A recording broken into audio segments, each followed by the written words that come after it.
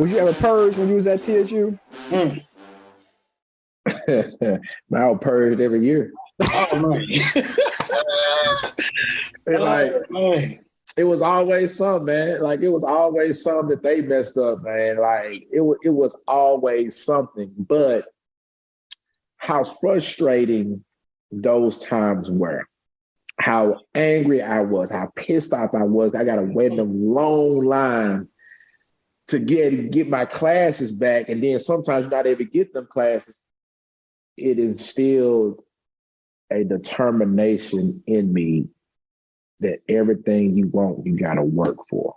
Nothing is given. Because if I did get purged, what I would have known what it feels like to stand in line to wait for something that I'm trying to earn. What I know how to take care of my own business. But think about it, high school, something go wrong in the school with your registration. Your parents taking care of everything. Mm-hmm. Now that's on me. Yep. So it started instilling in me how to take care of my own business. I didn't think about it like that. Wow. How to take care of my own business. So looking back at it, I needed to be purged. I had to be purged so I can appreciate what I had to go through to become unpurged and learn how to start taking care of my business. Looking back a bit, hearing you say that, I'm about to throw a little shade on Howard University. I worked at Howard for a little bit. Man, they implemented purging in 2020, whatever it was. Whenever it was. They purged for one semester. The whole campus lost it. Kids was protesting.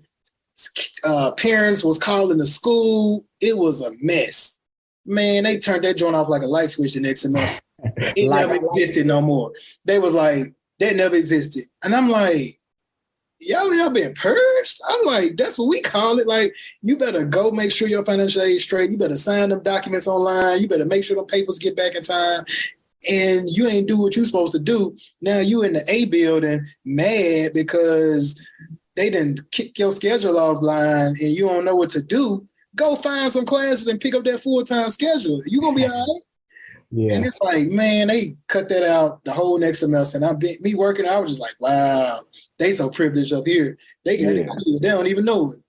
So it's just cool to hear, like, you've been purged millions of times and it made you take care of your business, Yeah, I think being purged is like a rites of passage. I was actually talking to this person. I was talking to a person today that we graduated with, and he called. He was like, "Man, I know you're on the board. Like, do you have a person in the bursar office?" I was like, "Nah, I don't got it like that." He's like, "Yeah, I got a family member, got all their classes, they straight, but like they don't have no housing." Like, I'm like, "What? How?"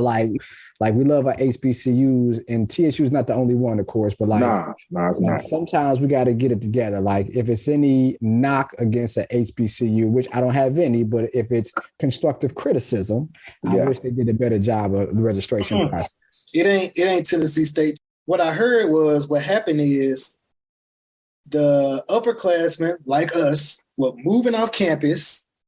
That Nashville rent like $2,000, so they like, oh, hold up. I can't afford this no more. This is a stretch. I need to come back to campus.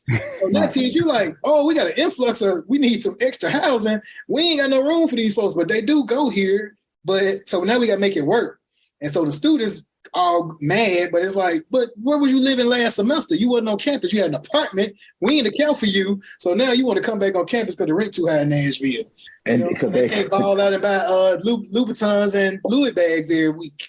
Nah, they can't use a refund check money to go to Miami and live it up for spring break and fall break. Nah. Man, look, the president of Howard was walking around campus and students was asking him about scholarships and about being purged. And they got Louis Vuitton backpacks and $1,000 sneakers. And he like, really?